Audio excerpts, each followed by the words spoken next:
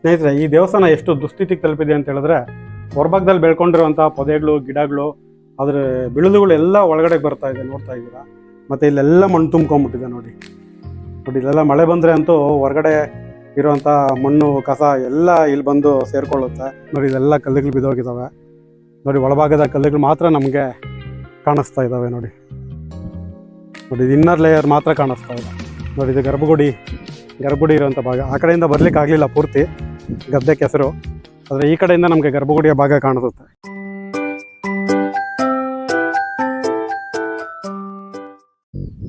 ನಮಸ್ಕಾರ ಎಲ್ಲರಿಗೂ ನಮಸ್ಕಾರ. ಜಸ್ಟ್ ಕನ್ನಡಿಗ ಯೂಟ್ಯೂಬ್ ಚಾನಲ್ಗೆ ನಿಮಗೆಲ್ಲ ವೆಲ್ಕಮ್. ಕೇರ್ಪೇಟೆ ತಾಲೂಕಿನಲ್ಲಿರೋ ಹೊಯ್ಸಳ ದೇವಸ್ಥಾನಗಳು ನೋಡೋಕ್ಕೆ ಅಂತ ಬಂದಿದ್ದೀನಿ. ಅದರಲ್ಲಿ ನನಗೆ ತುಂಬ ವಿಶೇಷವಾಗಿರೋ ದೇವಸ್ಥಾನಗಳು ಸಿಗ್ತಾ ಇದ್ದಾವೆ ಬೆಳಗ್ಗೆಯಿಂದ. ಅದರಲ್ಲಿ ಈಗ ಬಂದಿರೋವಂಥ ಒಂದು ಊರು ಬಳ್ಳೇಕೆರೆ ಅಂತ. ಇದು ಕೇರ್ಪೇಟೆ ತಾಲೂಕಿಗೆ ಸೇರಿರುವಂಥ ಒಂದು ಊರಿದು.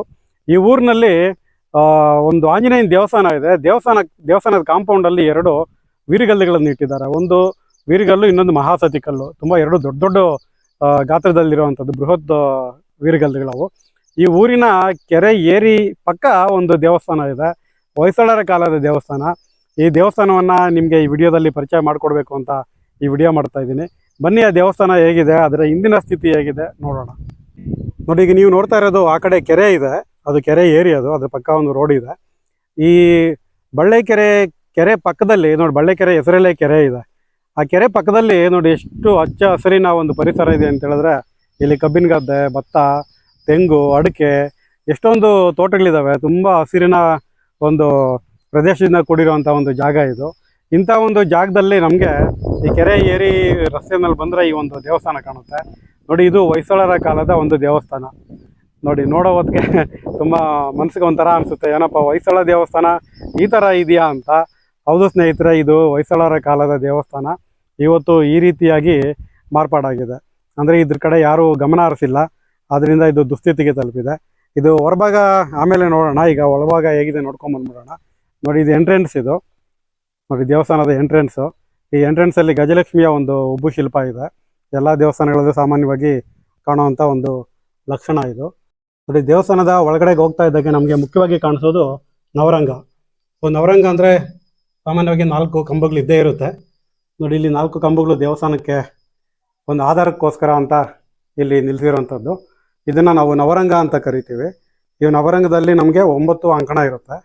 3 ಸಾಲಲ್ಲೂ 3 ಅಂಕಣ ಅಂದರೆ ಒಟ್ಟು 9 ಅಂಕಣ ಆಯಿತು. ಈ ಅಂಕಣಗಳ ಮೇಲ್ಭಾಗದಲ್ಲಿ ನಮಗೆ ಈ ಭುವನೇಶ್ವರಿ ಅಂತ ಕರಿತೀವಿ ನೋಡಿ. ಪದ್ಮಮಂಡಲದ ಭುವನೇಶ್ವರಿಗಳಿವೆಲ್ಲ. ಪದ್ಮಮಂಡಲ ಅಂದರೆ ತಾವರೆ, ಆ ಕಮಲದ ದಳಗಳು ಇರ್ತವೆ. ಅದನ್ನು ನಾವು ಈ ರೀತಿಯ ರಚನೆ ಇರೋದನ್ನು ಪದ್ಮಮಂಡಲದ ಭುವನೇಶ್ವರಿ ಅಂತ ಕರಿತೀವಿ. ಒಟ್ಟು ಇಲ್ಲಿ 9 ಅಂಕಣಗಳಿರ್ತವೆ. ಸೊ ಈ ಭಾಗ ಎಲ್ಲ ಪ್ಲೈನ್ ಆಗಿದೆ, ಅಂದರೆ ಯಾವುದೋ ಕಾಲದಲ್ಲಿ ಮೇಲ್ಭಾಗದಲ್ಲಿ ಚಪ್ಪಡಿ ಹಾಕಿದ್ದಾರೆ. ಈ ಭಾಗದಲ್ಲಿರೋದು ಮೂಲ ಹೊಯ್ಸಳ ದೇವಸ್ಥಾನದ್ದು ಏನಿದೆಯೋ ಅದನ್ನೇ ಉಳಿಸ್ಕೊಂಡಿದ್ದಾರೆ. ಸೊ ಈ ನವರಂಗದಲ್ಲಿ ನಾವು 4 ಕಂಬಗಳಲ್ಲದೆ ಇಲ್ಲಿ ಒಂದು ಶುಕನಾಸ ಅಂತ ಕರಿತೀವಿ, ಅಂದರೆ ಅಂತರಾಳ. ಇದು ಓಪನ್ ಶುಕನಾಸ, ಕೆಲವುದಕ್ಕೆ ಕ್ಲೋಸ್ ಇರುತ್ತೆ. ಇದರಲ್ಲಿ ನಾವು ಗರ್ಭಗುಡಿಗೆ ಎದುರಾಗಿ ಒಂದು ನಂದಿ ಮೂರ್ತಿಯನ್ನು ನೋಡ್ತೀವಿ ನೋಡಿ. ಈಗ ನೀವು ನೋಡ್ತಾ ಇರೋದು ನಂದಿ ಮೂರ್ತಿ. ಇದು ಈ ನಂದಿ ಮೂರ್ತಿಯ ಎದುರುಗಡೆಗೆ ಒಳಭಾಗದಲ್ಲಿ ಈಶ್ವರನ ಲಿಂಗ ನೋಡಿ, ಗರ್ಭಗುಡಿನಲ್ಲಿರುವಂಥ ಲಿಂಗ ನೋಡಿ. ಇದು ಬಳ್ಳೇಕೆರೆಯ ಈಶ್ವರ ದೇವಾಲಯದಲ್ಲಿರುವಂಥ ಲಿಂಗ. ಅದೇ ದೇವಸ್ಥಾನ ಎಷ್ಟು ದುಸ್ಥಿತಿಗೆ ತಲುಪಿದೆ ಅಂದರೆ, ಒಳಭಾಗದಲ್ಲಿ ನೋಡಿ ಯಾವ ಥರ ಮಣ್ಣು ತುಂಬಿಕೊಂಡಿದೆ. ಹೊರಗಡೆ ಇರುವಂಥ ಆ ಕಲ್ಲುಗಳೇನು ಅದೆಲ್ಲ ಹೊರಟೋಗಿದೆ. ಹೊರಗಿನ ಬೆಳಕು ಎಲ್ಲ ಈ ಕಡೆ ಕಾಣಿಸುತ್ತೆ. ಮತ್ತು ಇಲ್ಲೂ ಕೂಡ ಎಷ್ಟು ಸುಂದರವಾಗಿರೋ ಪದ್ಮಮಂಡಲದ ಭುವನೇಶ್ವರಿಗಳನ್ನು ನಾವು ನೋಡ್ಬೋದು. ಅಂದರೆ ಇಲ್ಲೂ ಕೂಡ ಅದೇ ರೀತಿಯ ರಚನೆಗಳನ್ನು ಇಲ್ಲೂ ಕೂಡ ಮಾಡಿ ಹಾಕಿದ್ದಾರೆ ನೋಡಿ. ಈ ಭಾಗದಲ್ಲಿ ಕೂಡ ಸಣ್ಣ ಸಣ್ಣ ಭುವನೇಶ್ವರಿಗಳಿದ್ದಾವೆ. ಸೊ ಇದು ಏನು ಒಂದು ಶಿವಲಿಂಗ ಮತ್ತು ಶಿವಲಿಂಗದ ಎದುರುಗಡೆ ಇರುವಂಥ ಒಂದು ಗರ್ಭಗುಡಿ. ಮತ್ತು ಇಲ್ಲಿ ದೇವಿಯ ಒಂದು ಅಥವಾ ಭೈರವನ ಒಂದು ಶಿಲ್ಪ ಇದೆ. ಇದು ಭೈರವನ ಶಿಲ್ಪ, ಕೂತಿರುವಂಥ ಭಂಗಿಯಲ್ಲಿರುವಂಥ ಭೈರವನ ಶಿಲ್ಪ. ಸೊ ಈ ಭಾಗದಲ್ಲಿ ಸಾಮಾನ್ಯವಾಗಿ ಎಡಗಡೆಗೆ ಗಣಪತಿ ಮೂರ್ತಿಯನ್ನು ನಾವು ನೋಡ್ತೀವಿ. ಸೊ ಇಲ್ಲಿ ಒಂದು ಗಣಪತಿ ಮೂರ್ತಿ ಇದೆ. ಅದು ಬಿಟ್ಟರೆ ಈ ಕಡೆಗೆ ಕೆಲವು ಶಿಲ್ಪಗಳಿದ್ದಾವೆ. ಇದು ಏನೇ ಶಿಲ್ಪಗಳು ಅಂತ ನೋಡೋಣ ನೋಡಿ. ಇಲ್ಲಿ ಮಹಿಷಾಸುರ ಮರ್ದಿನಿಯ ಒಂದು ಶಿಲ್ಪ ಇದೆ, ಮಹಿಷಾಸುರ ಮರ್ದಿನಿ ನೋಡಿ. ಇಲ್ಲಿ ಸ್ಥಿತಿ ಯಾವ ಥರ ಇದೆ ಅಂದರೆ, ಮೇಲೆಯಿಂದ ಗಿಡ ಬೀಳಲು ಒಳಗಡೆ ಬಂದ್ಬಿಟ್ಟಿದೆ. ಅದೊಂದು ಎಲ್ಲದವರೆಗೂ ಟಚ್ ಆಗ್ತಾ ಇದೆ. ಈ ಭಾಗದಲ್ಲಿ ಕೇಶವನ ಒಂದು ಶಿಲ್ಪ ಇದೆ. ಇದು ಹೊಯ್ಸಳೋತ್ತರ ಕಾಲದ್ದು, ಅಂದರೆ ಹೊಯ್ಸಳರ ನಂತರ ಬಹುಶಃ ವಿಜಯನಗರ ಕಾಲದ್ದು ಅನಿಸುತ್ತೆ. ಅದರ ರಚನೆಯನ್ನು ನೋಡಿದ್ರೇ ನಮಗೆ ಗೊತ್ತಾಗ್ಬಿಡುತ್ತೆ ಇದು ಹೊಯ್ಸಳರದ್ದಲ್ಲ ಅಂತ.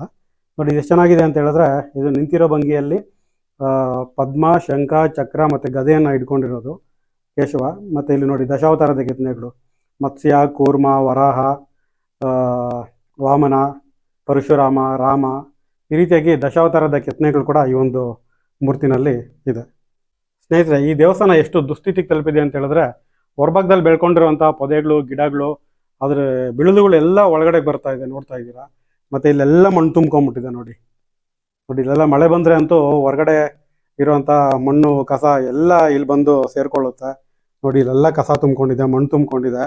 ಅದು ಮಳೆ ಬರೋ ಟೈಮಲ್ಲಂತೂ ಇಲ್ಲಿ ಒಳಗಡೆ ಬರೋದಕ್ಕೂ ಆಗಲ್ಲ ಅನಿಸುತ್ತೆ. ಯಾಕಂದರೆ ಇಲ್ಲೆಲ್ಲ ನೀರು ಸೋರಿರೋದು ನೋಡ್ತಾ ಇದ್ದೀರಾ. ಬಹುಶಃ ಇಲ್ಲೆಲ್ಲ ನೀರು ತುಂಬಿರುತ್ತೆ ಅನಿಸುತ್ತೆ ಮಳೆಗಾಲದಲ್ಲಿ. ಸೊ ಇಷ್ಟು ಚೆನ್ನಾಗಿರೋ ದೇವಸ್ಥಾನ ಇಷ್ಟು ದುಸ್ಥಿತಿಗೆ ತಲುಪಿದೆ. ಈ ಊರಿನಲ್ಲಿ ಇರುವಂಥ ಜನ ಅವರೇ ದುಡ್ಡು ಹಾಕ್ಕೊಂಡು ಈ ದೇವಸ್ಥಾನವನ್ನು ಜೀರ್ಣೋದ್ಧಾರ ಮಾಡಬಹುದು. ಏನು ಅಂಥ ಕಷ್ಟದ ಕೆಲಸ ಏನಲ್ಲ. ಅದಕ್ಕೆ ಇಲಾಖೆಗಳ ಮತ್ತು ಧರ್ಮಸ್ಥಳ ಧರ್ಮೋತ್ಥಾನ ಟ್ರಸ್ಟ್ನ ಒಂದು ಸಹಕಾರ ತಗೊಂಡ್ರೆ ಖಂಡಿತವಾಗಿ ಈ ಒಂದು ದೇವಸ್ಥಾನವನ್ನು ಜೀರ್ಣೋದ್ಧಾರ ಮಾಡಬಹುದು. ನೋಡಿ ಎಷ್ಟು ಚೆನ್ನಾಗಿರುವಂಥ ಕಲಾಕೃತಿಗಳು ಮತ್ತು ಈ ಭುವನೇಶ್ವರಿಗಳ ರಚನೆಗಳು ಈ ಒಂದು ದೇವಸ್ಥಾನದಲ್ಲಿದೆ. ಆದರೆ ಇಂಥ ಒಂದು ದೇವಸ್ಥಾನ ಈ ರೀತಿಗೆ ಬಂದಿರೋದನ್ನು ನೋಡಿದ್ರೆ ಬೇಸರ ಆಗುತ್ತೆ. ಸ್ನೇಹಿತರೆ, ದೇವಸ್ಥಾನದ ಒಳಭಾಗ ನೋಡಿದ್ವಿ. ನೋಡಿ ಹೊರಭಾಗ ಯಾವ ಥರ ಇದೆ ಅಂತ ನೀವು ಆವಾಗಲೇ ನೋಡಿದ್ದೀರ ಸ್ವಲ್ಪ. ನೋಡಿ ಇದು ಈ ಥರ ಇದೆ. ನೋಡಿ ದೇವಸ್ಥಾನದ ಮೇಲ್ಭಾಗದ ಕಲ್ಲುಗಳೆಲ್ಲ ಹೊರಟೋಗಿದ್ದಾವೆ. ನೋಡಿ ಇಲ್ಲಿ ಬಿದ್ದಿರೋಂಥ ಕಲ್ಲುಗಳು ಯಾವುದು ಅಂತ ಹೇಳಿದ್ರೆ, ಇದು ದೇವಸ್ಥಾನಕ್ಕೆ ಯಾವುದೇ ಪ್ರಾಚೀನ ದೇವಸ್ಥಾನಗಳಿಗೆ 2 ಲೇಯರ್ ಇರುತ್ತೆ. ಈಗ ನೋಡಿ ನೀವು ನೋಡ್ತಾ ಇರೋದು ಅದು ಒಳಭಾಗದ ಲೇಯರ್ ಅದು ಒಳಭಾಗದ ಗೋಡೆಗಳಿಗೆ ಏನಿರುತ್ತೆ ಅದು ಕಲ್ಲಿದು. ಇಲ್ಲಿ ಮಧ್ಯದಲ್ಲಿ 1 ಅಡಿ ಗ್ಯಾಪ್ ಇರುತ್ತೆ. ಆ ಗ್ಯಾಪ್ ನಂತರ ಈ ಹೊರಭಾಗದ ಕಲ್ಲಿರುತ್ತೆ. ಸೊ ಇಲ್ಲಿ ಬಿದ್ದಿರುವಂಥ ಕಲ್ಲು ಇಲ್ಲಿ ಮೇಲ್ಭಾಗದಲ್ಲಿ ಇತ್ತು, ಅದು ಬಿದ್ದೋಗಿದೆ. ಸೊ ಆ ಜಾಗದಲ್ಲಿ 1 ಅಡಿ ಜಾಗದಲ್ಲಿ ಮಣ್ಣನ್ನು ತುಂಬಿರ್ತಾರೆ. ಆ ಮಣ್ಣು ಏನಕ್ಕೆ ತುಂಬಿರ್ತಾರೆ ಅಂತ ಹೇಳಿದ್ರೆ, ಹೊರಭಾಗ ಎಷ್ಟೇ ಬಿಸಿಲಿದ್ರು ಕೂಡ ಒಳಭಾಗ ತಂಪಾಗಿರೋದಕ್ಕೆ ಆ ಮಣ್ಣು ಸಹಕಾರಿಯಾಗುತ್ತೆ. ನೋಡಿ ಹೊರಭಾಗ ಎಲ್ಲ ಹೊರಭಾಗದ ಔಟ್ರ್ ಕವಚ ಎಲ್ಲ ಬಿದ್ದೋಗಿದೆ ಇಲ್ಲಿ. ನೋಡಿ ಇದೆಲ್ಲ ಕಲ್ಲುಗಳು ಬಿದ್ದೋಗಿದ್ದಾವೆ. ನೋಡಿ ಒಳಭಾಗದ ಕಲ್ಲುಗಳು ಮಾತ್ರ ನಮಗೆ ಕಾಣಿಸ್ತಾ ಇದ್ದಾವೆ. ನೋಡಿ ಇದು ಇನ್ನರ್ ಲೇಯರ್ ಮಾತ್ರ ಕಾಣಿಸ್ತಾ ಇದೆ. ನೋಡಿ ಹೊರಭಾಗ ಈ ಥರ ಇದೆ, ಫುಲ್ಲು ಗಿಡ ಮುಚ್ಕೊಂಡ್ಬಿಟ್ಟಿದೆ. ಇದು ಗರ್ಭಗುಡಿ, ಅಲ್ಲಿ ನೀವು ನೋಡ್ತಾ ಇರೋದು ಗರ್ಭಗುಡಿಯ ಭಾಗ. ಬಲಭಾಗದಲ್ಲಿ ನೋಡಿದ್ವಲ್ಲ, ಈಗ ಎಡಭಾಗ ಯಾವ ಥರ ಇದೆ ನೋಡೋಣ. ಇಲ್ಲೆಲ್ಲ ನಡ್ಕೊಂಡು ಹೋಗೋದಕ್ಕೂ ಕಷ್ಟ, ಆ ಥರ ಇದೆ. ನೋಡಿ ಇದು ಎಡಭಾಗ, ದೇವಸ್ಥಾನದ ಎಡಭಾಗ ಇದು. ನೋಡಿ ಈ ಕಡೆ ಕೂಡ ಏನೋ ಅಂತ ಚೆನ್ನಾಗೇನಿಲ್ಲ. ಇಲ್ಲೂ ಕೂಡ ಎಲ್ಲ ಕಲ್ಲುಗಳು ಹೊರಟೋಗಿದ್ದಾವೆ. ನೋಡಿ ಯಾವ ಥರ ಇದೆ ಅಂತ. ನೋಡಿ ಇದು ಗರ್ಭಗುಡಿ ಇರೋಂಥ ಭಾಗ. ಆ ಕಡೆಯಿಂದ ಬರ್ಲಿಕ್ಕೆ ಆಗಲಿಲ್ಲ ಪೂರ್ತಿ, ಗದ್ದೆ ಕೆಸರು. ಆದರೆ ಈ ಕಡೆಯಿಂದ ನಮಗೆ ಗರ್ಭಗುಡಿಯ ಭಾಗ ಕಾಣಿಸುತ್ತೆ. ನೋಡಿ ಗರ್ಭಗುಡಿಯ ಹೊರಭಾಗ. ನಾವು ಒಳಭಾಗದಿಂದ ಹೊರಗಿನ ಬೆಳಕು ಒಳಗಡೆ ಕಾಣಿಸ್ತಿತ್ತು. ನೋಡಿ ಅದಿದೆ, ಈ ಭಾಗದಿಂದನೇ ಕಾಣಿಸ್ತಾ ಇದ್ದಿದ್ದು. ನೋಡಿ ಇದೆಲ್ಲ ಬಿಳಿಲುಗಳು ತುಂಬ್ಕೊಂಡಿದ್ದಾವೆ. ಇದೇ ಬಿಳಿಲುಗಳು ಒಳಗಡೆ ಕೂಡ ಇಳಿದಿರೋವಂಥದ್ದು. ಮತ್ತು ನೋಡಿ ಇದೆಲ್ಲ ಸುತ್ತಮುತ್ತ ಗದ್ದೆಗಳು. ನೋಡಿ ಗದ್ದೆ, ಕೆರೆ, ಏರಿ, ಒಂಥರ ಜೌಗು ಪ್ರದೇಶ. ಅಂದರೆ ಯಾವಾಗಲೂ ನೀರಿರುತ್ತೆ ಇಲ್ಲಿ. ಇಂಥ ಒಂದು ಜಾಗದಲ್ಲಿ ಈ ಒಂದು ದೇವಸ್ಥಾನ ಇದೆ. ಈ ದೇವಸ್ಥಾನವನ್ನು ಆದಷ್ಟು ಬೇಗ ಜೀರ್ಣೋದ್ಧಾರ ಮಾಡಿ ಉಳಿಸ್ಕೋಬೇಕಾಗಿದೆ. ಸ್ನೇಹಿತರೆ, ಈ ಥರದ ದೇವಸ್ಥಾನಗಳನ್ನೆಲ್ಲ ಹುಡುಕಿ ಇಲ್ಲಿ ಬಂದು ವಿಡಿಯೋ ಮಾಡೋಕ್ಕೆ ತುಂಬಾ ಕಷ್ಟ ಇದೆ. ಸುಲಭ ಅಲ್ಲ, ತುಂಬ ಸುಲಭ ಅಲ್ಲ. ಯಾಕಂದರೆ ಎಷ್ಟೋ ಕಡೆ ಎಲ್ಲ ಬರೀ ಪೊದೆಗಳು ಒಳಗಡೆ ನುಗ್ಗಿ ಹೋಗಬೇಕಾಗುತ್ತೆ. ಮತ್ತು ನೋಡಿ ಈ ಥರ ಎಲ್ಲ ಕಲ್ಲುಗಳು ಬಿದ್ದೋಗಿರ್ತವೆ, ಕೆಲವು ಕಲ್ಲುಗಳು ಸಡಿಲಾಗಿರ್ತವೆ. ಇಂಥ ಕಡೆ ಎಲ್ಲ ಹೋಗಿ ವಿಡಿಯೋ ಮಾಡಿ ಈ ರೀತಿಯಾಗಿ ನಿಮಗೆ ಪರಿಚಯ ಮಾಡಿಕೊಡ್ತಾ ಇರ್ತೀನಿ. ಸೊ ನಿಮಗೆ ನಾನು ಕೇಳ್ಕೊಳ್ಳೋದು ಇಷ್ಟ, ದಯವಿಟ್ಟು ನನ್ನ ಚಾನಲನ್ನು ಸಬ್ಸ್ಕ್ರೈಬ್ ಮಾಡ್ಕೊಳ್ಳಿ. ಆ ಮಾಡ್ಕೊಳ್ಳೋದ್ರಿಂದ ನಿಮಗೆ ನಾನು ಹಾಕೋ ಎಲ್ಲ ವಿಡಿಯೋಗಳ ನೋಟಿಫಿಕೇಷನ್ ಬರುತ್ತೆ. ನೋಟಿಫಿಕೇಷನ್ ಬರೋದ್ರಿಂದ ನೀವು ಆ ವಿಡಿಯೋ ನೋಡ್ಬೋದು ಮತ್ತು ಎಲ್ಲರ ಜೊತೆ ಶೇರ್ ಮಾಡ್ಬೋದು. ಫ್ರೆಂಡ್ಸ್, ನಿಮಗೆ ಈ ವಿಡಿಯೋ ಇಷ್ಟ ಆಗಿದೆ ಅಂತ ಅನ್ಕೋತೀನಿ. ದಯವಿಟ್ಟು ಈ ವಿಡಿಯೋನ ಎಲ್ಲರ ಜೊತೆ ಶೇರ್ ಮಾಡಿ. ನಿಮ್ಮ ಎಲ್ಲ ಸೋಷಿಯಲ್ ಮೀಡಿಯಾ ಅಕೌಂಟ್ಸಲ್ಲಿ ಶೇರ್ ಮಾಡಿ.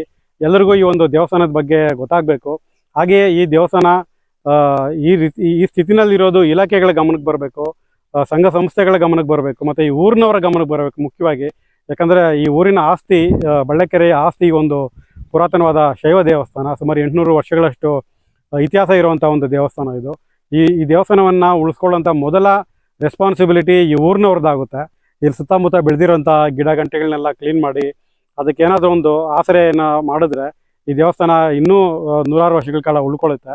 ಹಾಗೆ ಇದಕ್ಕೆ ಹೊಸ ಕಲ್ಲುಗಳನ್ನು ಹಾಕಿ ಸುತ್ತಮುತ್ತ ಎಲ್ಲ ಹೊಸ ಕಲ್ಲುಗಳನ್ನು ಹಾಕಿ ಮೂಲ ಸ್ವರೂಪದಲ್ಲೇ ಇದನ್ನು ಜೀರ್ಣೋದ್ಧಾರ ಮಾಡಿ ಉಳಿಸ್ಕೊಂಡ್ರೆ ಇನ್ನೂ ಶತಮಾನಗಳಷ್ಟು ಕಾಲ ಈ ಒಂದು ದೇವಸ್ಥಾನ ಉಳ್ಕೊಳ್ಳುತ್ತೆ. ನೀವೇನಾದರೂ ಕೇರ್ಪೇಟೆ ಭಾಗಕ್ಕೆ, ಸ್ಪೆಷಲಿ ಈ ಭಾಗಕ್ಕೆ ಏನಾದರೂ ಬಂದರೆ ನೀವು ಈ ಒಂದು ದೇವಸ್ಥಾನಕ್ಕೆ ಬರೋದು ಮಾತ್ರ ಮಿಸ್ ಮಾಡಬೇಡಿ. ಈ ದೇವಸ್ಥಾನದ ಲೊಕೇಶನ್ನ ಡಿಸ್ಕ್ರಿಪ್ಷನಲ್ಲಿ ಹಾಕಿರ್ತೀನಿ, ಕಮೆಂಟ್ಸಲ್ಲಿ ಹಾಕಿರ್ತೀನಿ. ನೀವು ಒಂದು ಸರ್ತಿ ಬಂದು ಈ ದೇವಸ್ಥಾನವನ್ನು ನೋಡಿ ಹೋಗಬಹುದು. ದಯವಿಟ್ಟು ನನ್ನ ಚಾನಲನ್ನು ಸಬ್ಸ್ಕ್ರೈಬ್ ಮಾಡಿಕೊಳ್ಳಿ, ಕಮೆಂಟ್ ಮಾಡಿ, ಲೈಕ್ ಮಾಡಿ, ಹಾಗೆ ಇದನ್ನು ಎಲ್ಲರ ಜೊತೆ ಶೇರ್ ಮಾಡಿ. ನಮಸ್ಕಾರ.